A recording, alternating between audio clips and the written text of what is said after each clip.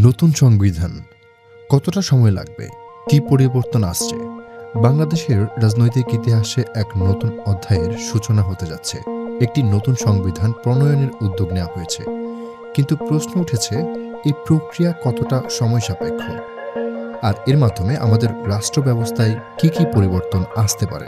আইন উপদেষ্টা ডক্টর আসিফ নজরুল জানিয়েছেন, নতুন সংবিধান প্রণয়ন একটি দীর্ঘমেয়াদী প্রক্রিয়া। এটি সম্পন্ন হতে ২ থেকে ৩ বছর সময় লাগতে পারে। এই সময়ের মধ্যে ১৯৭২ সালের সংবিধান প্রয়োজনে সংশোধন করে পরিচালিত হবে এবং বর্তমান সংসদই তা পরিচালনার দায়িত্বে থাকবে।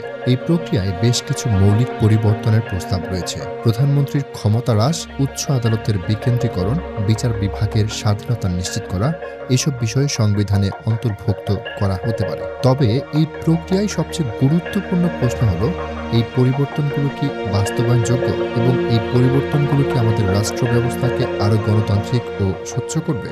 নতুন সংবিধান প্রণয়নের এই উদ্যোগ আমাদের জন্য একটি সুযোগ হতে পারে, কিন্তু এই সুযোগকে কাজে লাগাতে হলে প্রয়োজন সবার অংশগ্রহণ, স্বচ্ছতা এবং সময়োপযোগী সিদ্ধান্ত।